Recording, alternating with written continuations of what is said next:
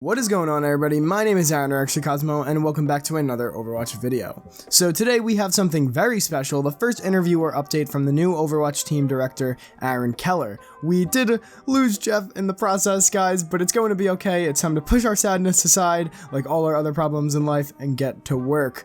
So here we have a GameSpot interview that I'm going to be reading. It's still early in the morning for me when this came out, so this is my pure reaction to what's going on. I haven't read this at all, so let's get started. Also, a large percentage of you who watch are not subscribed, so if you do enjoy my content, then please do consider subscribing, and if you don't like my content, then don't subscribe.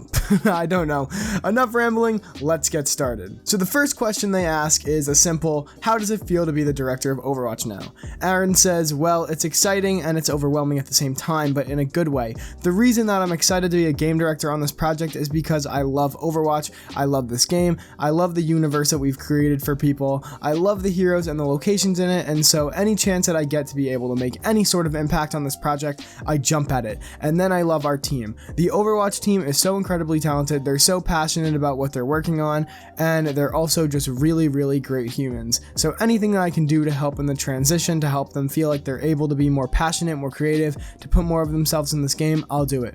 Now, basic response. I mean, I don't think they could have responded anything else there, but not too much to harp on. So, how long has Jeff Kaplan's departure been something that you as a team knew about? How has that been factored into your development, and what has the impact of that been? A lot of people would ascribe the entire version of Overwatch to Jeff, but obviously that's not the case.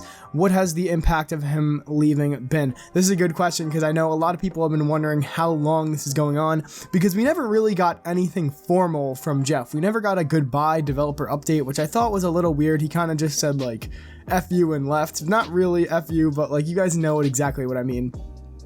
And Aaron responds with, yeah, it's really interesting because Jeff will do regular development updates for this project, and he would always start them with, hi, this is Jeff from the Overwatch team. And as much as he possibly could, he's trying to put the focus on the game, on the team, not on himself. Maybe it's the reality of the way communities form, that a lot of the times there's a person out in front of you that you know is the spokesperson or becomes like the poster person for a particular game or property, but at the same time, this game is built by the team.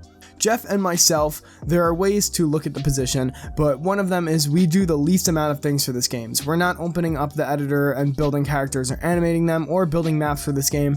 That's everybody on this team, and so I get from the outside, this can look alarming and this can look like the entire team just left or the vision holder for the game just left, but that's not the case. The team is one that's carrying the torch forward, and they have always been. The Overwatch team started in 2013. Our senior leadership group are all original members of that team. We have so many people that started this project that are still here, and then we have brought so many other people in and incredibly impactful creative members of the team. All of us together are the ones that are bringing this forward, and I'm just happy that I'm able to play whatever role in it I can. And yeah, this is a thing I think a lot of people don't understand, is that usually like the head person, and this doesn't just go for dev teams, this goes for anything. Usually they're really just doing shot calling. They're not really doing anything else. I'm not saying that Jeff didn't do anything, but most of the time when you're in a job, I don't know if any of you have jobs, or probably some of you, that was a really stupid statement, but probably some of you have jobs. I have a job, and usually depends on the job you have, but the boss doesn't usually do a lot because they've worked to get up to that position, if you guys know what I mean. And I think that's kind of the case here, where Jeff or Aaron aren't making the game, they're calling the shots of where the vision is going to go, but they still have to compete with their whole entire team where like ideas come in for that vision. That was like stated really terribly, but I hope you guys know what I mean. Then he's asked, you spoke about the developer updates, so can we expect, hey, this is Aaron from the Overwatch team in the future? Is that something you're going to take on? And then Aaron says, it's important for us to communicate with our community. I can't speak to exactly what all of the updates were going to look like or what ways that we communicate are going to be, but we're talking about several things right now that we're going to be doing going forward, but I'm not exactly sure what form all of that and are going to take, but yes, I will be talking to the community. And that's very important, is having like a face for the game. Now that Jeff is gone, it's kind of just a void until we get, I think, a new developer update. So hopefully we get some soon. I really hope we get like a goodbye developer update, but I don't think it's coming. It's been a while. So I don't know. Maybe we'll keep getting developer updates. They're saying they're going to be talking to us, but maybe not in the same way.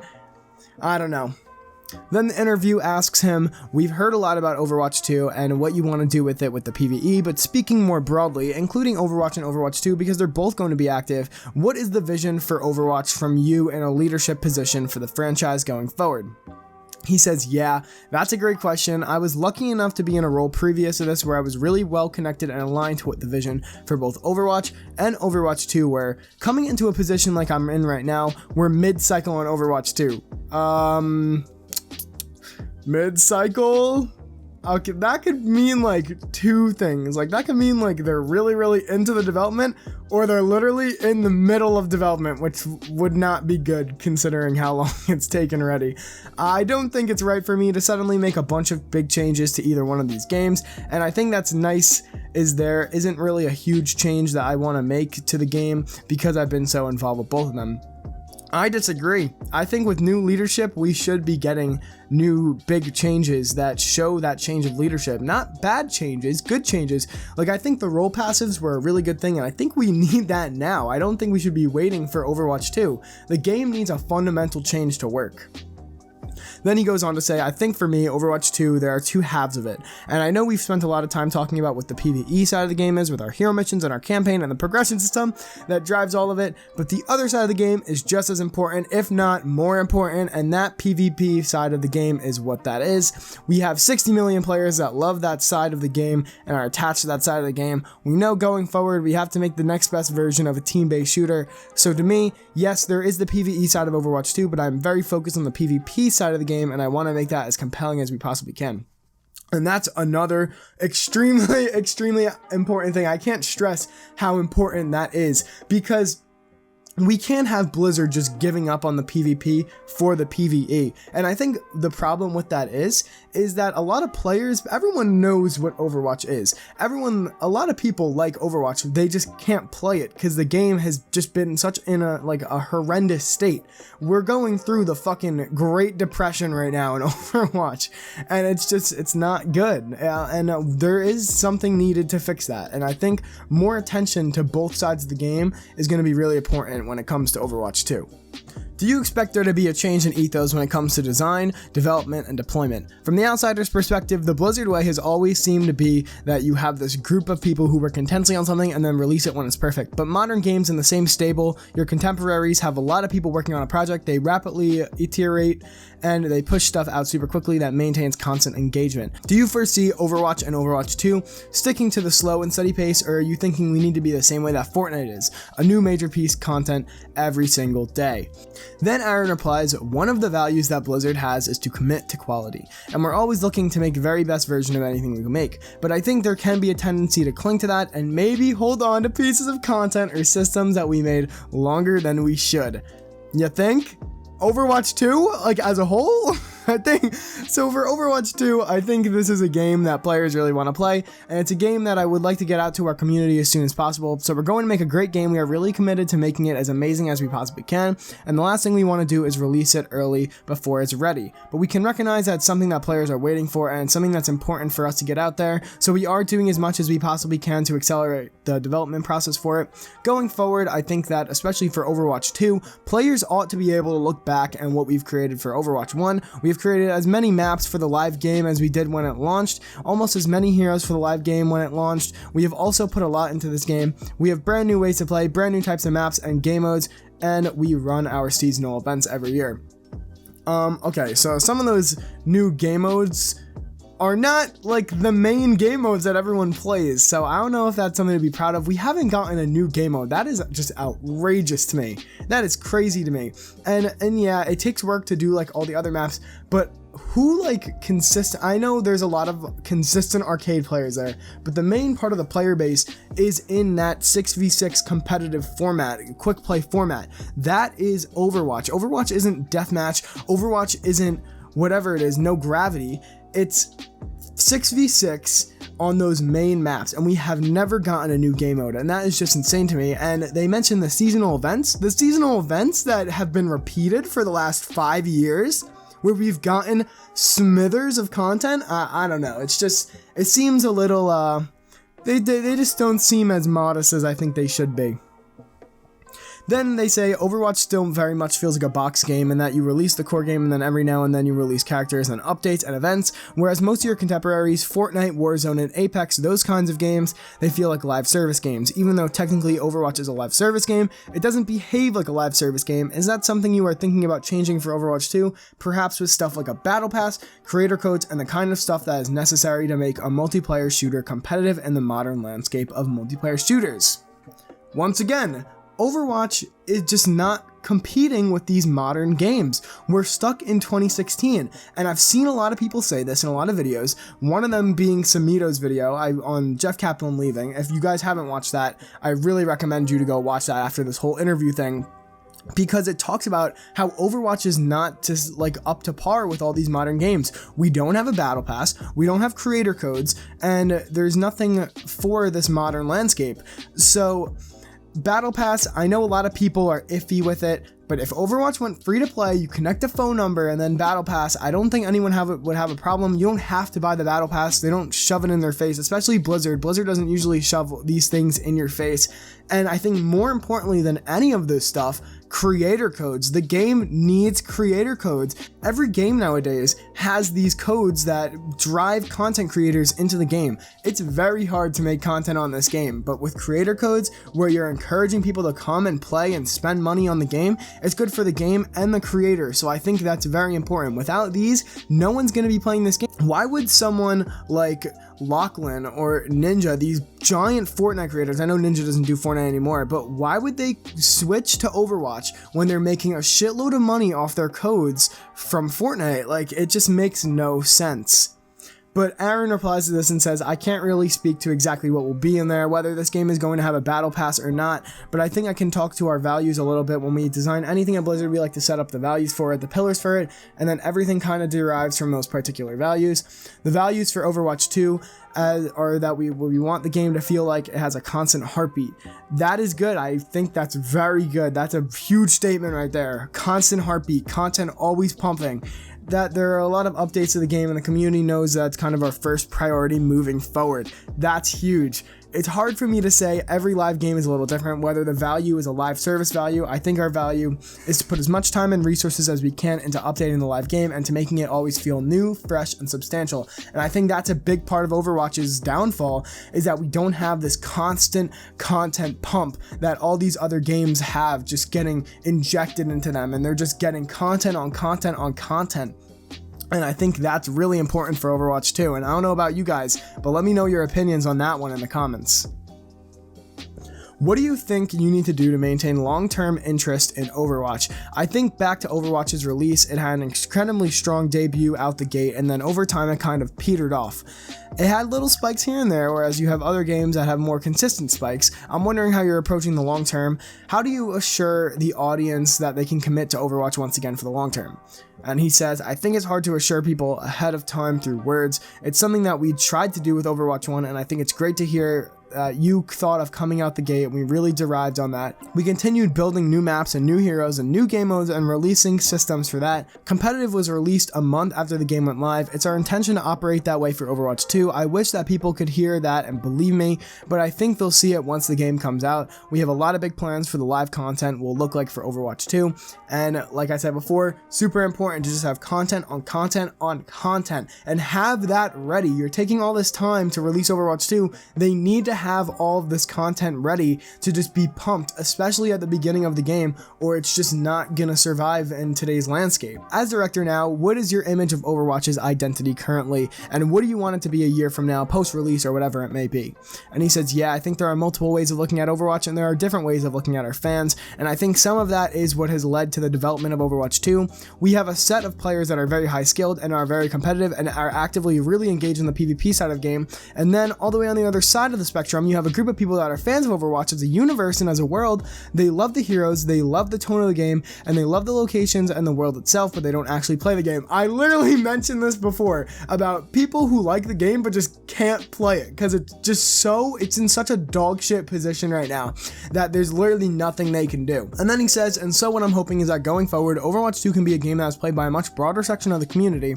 I want the game to just be as competitive, if not more so, on the PvP side. We have a lot of really exciting things that we're doing to kind of shake up the way PvP is played, to innovate on, and what we've done to bring new game modes and really interesting ways to the table. But at the same time, we want this way for these people that just love this world and as heroes to be able to play the game as well and to come away with a really special story and a deeper understanding of what that world is. And that's what this other side of the game is, what we're building, or at least it's one part of the other side of the game that we're building. Once again, I think that's all good stuff. They need to just focus on both sides of the community, the competitive side, which I'm kind of on both, the competitive side and the PvE side, because I like both of that content. I love the lore of Overwatch. I love the competitive side of Overwatch. I know a lot of people are like on and off with each side, but for the people that are both, this is huge news. Then they say the PvE side of it feels like a way to invite people who aren't necessarily built for PvP and might not have the sensibilities that make it work for them to enjoy the world of Overwatch. But then also, you're kind of creating the responsibility to also feed them new content for the long term. Is that going to be the plan, or are you currently built to do that? What is the structure of the team, and are you going to be able to feed these two heads of the Overwatch monster equally? Then he says the PvP side of development is something that I think is incredibly streamlined across the team, and it's something that we're experts at. I recognize that the other side of the game is a big undertaking, and there's more to it than building the PvP side of the game. I think that the game that we've talked about is a content-based game. When you start talking about progression systems, especially deep progression systems, you need a lot of content in order to deliver a really great experience for players to work through that. We have a lot of people on our team that have worked on a lot of different projects throughout the industry and a lot of different games at Blizzard.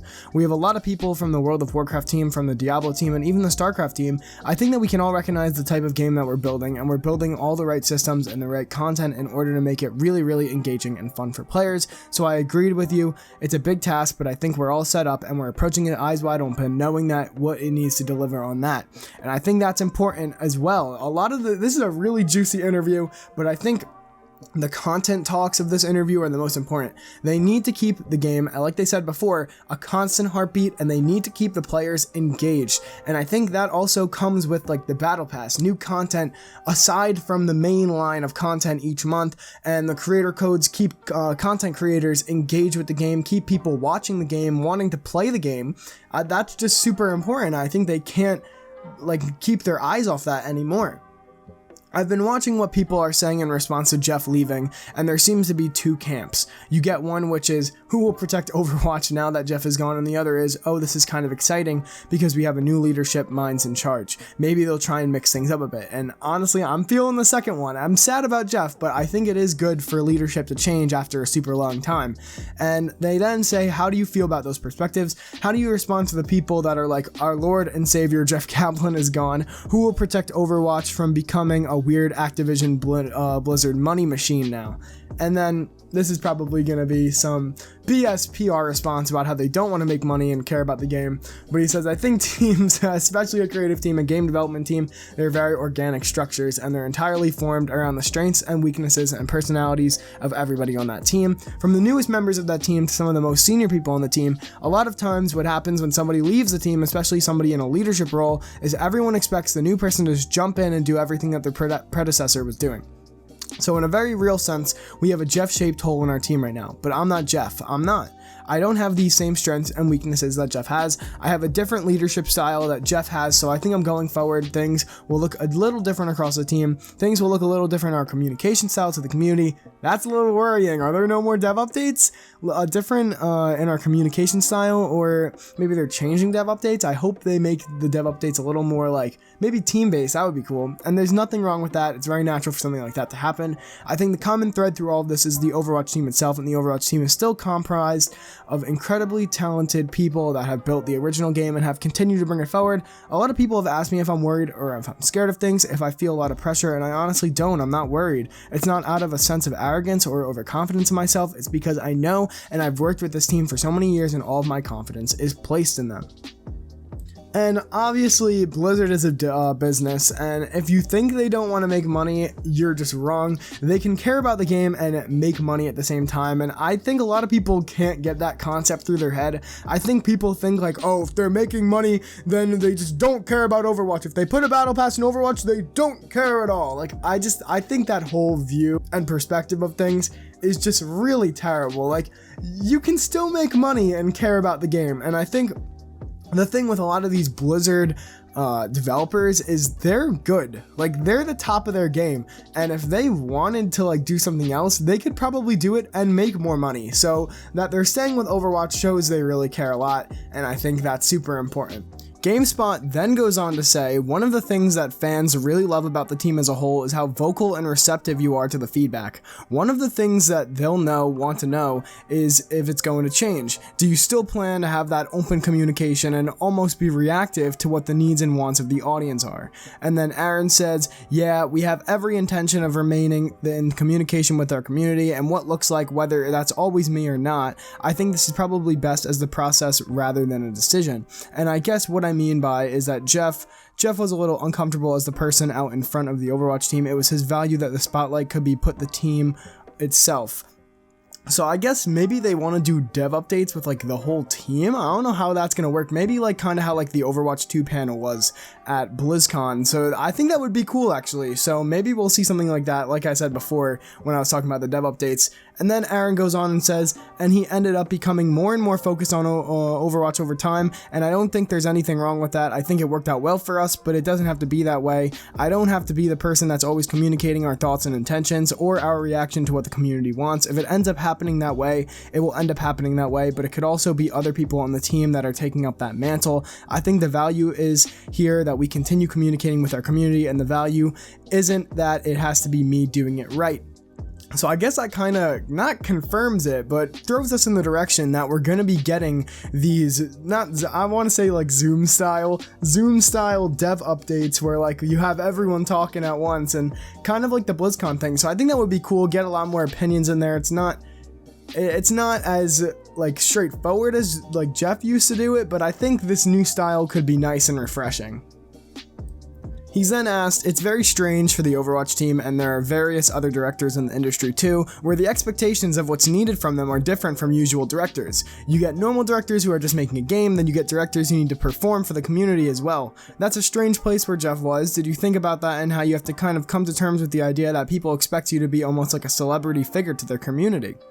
And he says, I think a lot about that, and I agree with you. Every game director that I've worked with has slightly different focus. Jeff was a vice president of Blizzard, and his focus was really wide, and he was also incredibly capable of handling a wide focus and not looking just at the team, but different parts of the organization. My mandate, and some of this is self-imposed, some of this is in conversations where other people across the company and the team, is to focus as much as possible on Overwatch as a game.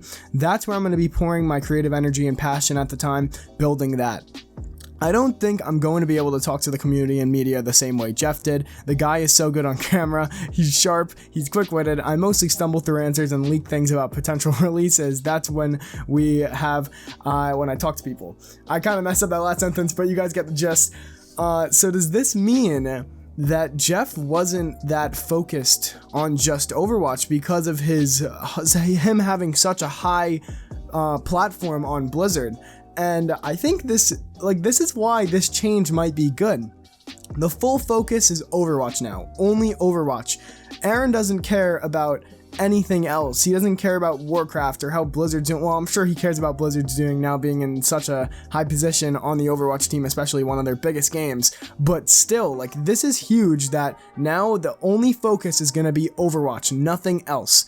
And the interviewer says, if you want to do that right now, please go for it, referring to him leaking stuff, and he laughs. So then he says, so what you're saying is we shouldn't expect to find you sitting in front of a fireplace for 9 hours come December. He says, oh my god, I think we can expect for the process to be a little organic, and I hope that our community is open to it and that they're willing to go along on this ride with us, because at the end of the day, what we really care about is making them the best possible game that they can play. Now, like I said before, a lot of people are worried about like Jeff leaving and Activision getting money hungry. I honestly think that Aaron Keller genuinely cares about the game. Like I said before, they could go to whatever company they want. They're elite developers for Blizzard. They're very valued, like high up in these like dev communities. So I think they really care about Overwatch. He's then asked, how much are you involved in the growth of Overwatch as a franchise beyond just this specific release? For the longest time, there have been discussions around free-to-play needing to happen. People think that's an important strategy. Every other game in the same stable is free-to-play. How do those business decisions factor? And when you know they could also impact the health of your game, are you in position to make that call and push it up the ladder? And he says, yeah, I mean, the business model obviously has some impact on what a game is going to look like. It's not everything in a game, and at the end of the day, you want something, especially for Overwatch, that's fluid, action-packed, strategic, and is all about the hero. So there is this core of a game that needs to be excellent, and no business model is going to come in and save any game that doesn't have that. So number one, our focus is just creating the very best version of the game that we can. Coming into this position, there are parts of the game that I was heavily involved with, and there are parts of the game that I was lightly involved with. And so I think that the parts of this game that Jeff was maybe handling to a greater degree than me, I'm going to have to get more involved in. It's just part of the job. So this is really just him explaining how he's gonna fill Jeff's footsteps, or shoes, sorry. I don't know why I said footsteps. I think that's incredibly important going forward to look at what happens for Overwatch 2 after launch. That's a big part of this game. We discussed it earlier, like what and how much content are we going to be releasing for this thing. So it's something that I think is incredibly important. It's something that I'm focusing on right now, but in a lot of other areas where Jeff did have a lot of involvement and a lot of reach, I'm either going to be looking to bring myself into those or find somebody who can champion that I trust in order for me to be able to spend more time focusing on creating the game. And then he's asked, we've touched on this in different ways, but what are you looking at in other games in your competition pool as a guide for how Overwatch evolves? It is important for Overwatch to remain distinct and of its own flavor, or it's important for you to look at what else is out there and try to emulate some of it. Like we said previously, those are the games that are making money and generating massive audiences. If you look at these games, the interviewer's right. They make I don't think we can process how much money these games make. Overwatch has made a lot of money, if you think about it, right? But these games are free to play. And once they I've talked about this in my last video, actually, that once these games drag you into their cosmetic system, you are never getting out. You just get sucked in and you just want to buy more and more and more. And these games are making so much money. Apex is making so much money. Warzone is making so much money. But it's a good idea to keep Overwatch in its own flavor. I hope Aaron agrees with this as we read on. He says, we're always looking at other games. We're always looking at other pieces of media, whether it's a game or a movie, or TV series or books. Because if you think about that, that's what they are competing with. He's right.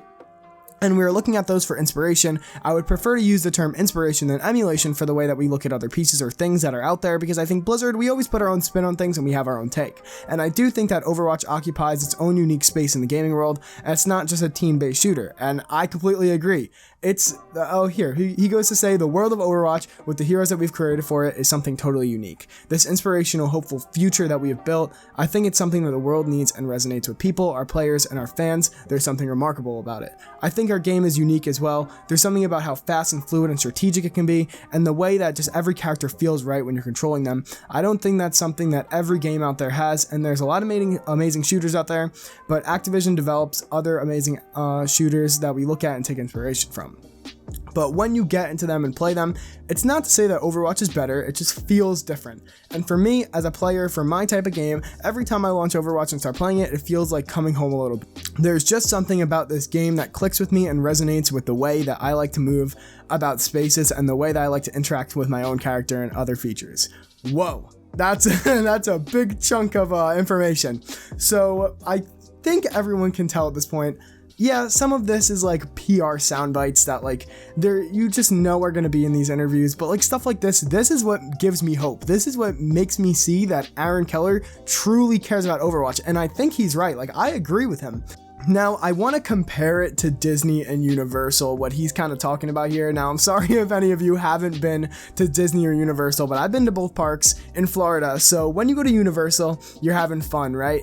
It's a lot of fun. I'm a huge Harry Potter fan, getting off topic, but I love all the parks in Universal, right? It's crazy. But when you go to Disney, it's just a different feeling. You feel very immersed. Even if it's not as fun, even if it's not as whatever, you feel in their world.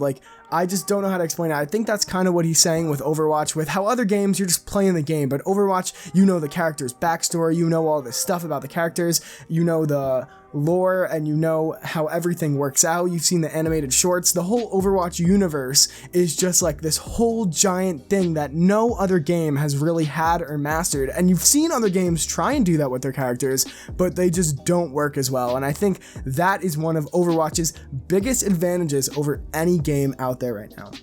He's then asked, is that something that just happens when you become very familiar with an experience and can achieve the same thing while also mixing up the formula in very drastic ways as the audience and the world kind of demands right now? And he says, yeah, you definitely can. We've seen that happen with other games. I recognize that there's a risk doing something like that, but if you look at the launch of Overwatch when we first released it, it was really different than just about any game out there. It launched with about 20 heroes and 12 maps for people to play on, so there's a lot of information to digest, and you can call it a really steep learning curve, but people flocked to it, and I think they were hungry for something like that. So yes, there's a danger to making something different, but I think that's also a lot of times what people are looking for. And I think that is what's very important about Aaron Keller becoming director, is we want something different. So then, this is where it gets really, really good. In the actual blog post the announcement was made, there's a line that says new features are coming into the live game very soon. Aaron Keller says yes. He says, can you talk a bit more about what that means or the time frame in which you expect it? You know that Overwatch players have been feeling a bit thirsty for some new stuff. And he says, I do my best to get around it and not leak it ahead of time. And then he straight up says, give us a leak. And Aaron Keller says, yeah, there are some really big features and systems coming soon, as big as anything we've built for the game, and the amount of resources that we've poured into this that has been massive across every aspect of our team to do it. Those will be coming out soon. I don't have a date that I can announce it right now. Hopefully it's something that we'll be able to start talking about sometime in the near future, but I'm very excited for them and I can't wait to see people's reactions. Does this mean new content? Jeff said there was going to be no major content, but maybe they take back on it. But I don't think they would have Jeff say it if they were just gonna change it up. So maybe this probably isn't a hero or a map. I don't want to get anyone excited, but I have no idea of what this could be. Like, I want some comments in the comment section below to tell me what you guys think this might be, because I don't think it's a map or a hero. I think it might be something completely different. So maybe we'll see like big changes to Overwatch. And then Aaron Keller is asked then, at the risk of stocking some anxieties, what is the thing in taking this position that you feel is the biggest challenge going into you? Something that makes you think I'm not 100% ready for this yet? Aaron Keller says I can give you two answers here, and the first one is just based on the amount of work and content that the team is building right now. There's so much going on the Overwatch team, and they're building so many cool things that right now, the challenge is figuring out the best way to bring them all together. Maybe it sounds like a good problem to have, and it is a good problem to have, but it's still something that we need to focus on and make sure that the game that we deliver is a very cohesive experience. He's always been my boss, and I've always looked to his style of leadership and the way he's approached design problems and the way he has mentored and cared for people on the team. I've looked to that as an example, as something that I want to emulate, and so the loss of Jeff is, in a very real sense, a loss of a very big support system. For myself, I'm going to believe that having professional and personal support is very important for people, and so I'm going to just miss that guy, not just as a coworker, but as a friend or a mentor. Then the interview is ended off by the interview saying one last thing, saying the Overwatch community can be a lot of things, but it's also very supportive. They want to love the game, so I hope that helps a bit. And Aaron Keller says it's so interesting too, because I think you could see Jeff's love for the game and everything that he did. I just really hope that going forward, the community realizing that not just me, but everyone else on the team shares that, we're developers at Blizzard Entertainment, we're highly valued in the industry, and we could typically go and work anywhere we want to, but this is what we're choosing to work on because this is the game that we love. So like I said before, these are very respected developers. They could literally go wherever they want. Like, it's not a problem for them. They're not, obviously the devs aren't doing this for money. Obviously it's their job and there is money involved, and they probably wouldn't do it for free, but you can see that they actually love and care for the game, so I think that's a really good sign. This was a really long interview, but there were some spicy points that I think were super important, especially regarding the content that we're probably going to see very soon, considering they said they're going to give us an update March, April, and April's almost over, or April, May, I don't remember when it was, but probably very, very soon, so we'll see where that takes us. Let me know what you guys all think of this interview in the comments below. If you guys enjoyed the video, please drop a like, it helps channel out a lot. And if you want more gaming content and news, hit that subscribe button and that bell so you can see all my videos when they first come out. Also, if you want a shout out at the end of the video, leave a comment and you can get picked for that. Thank you all very much for watching, and I'll see you guys in the next one.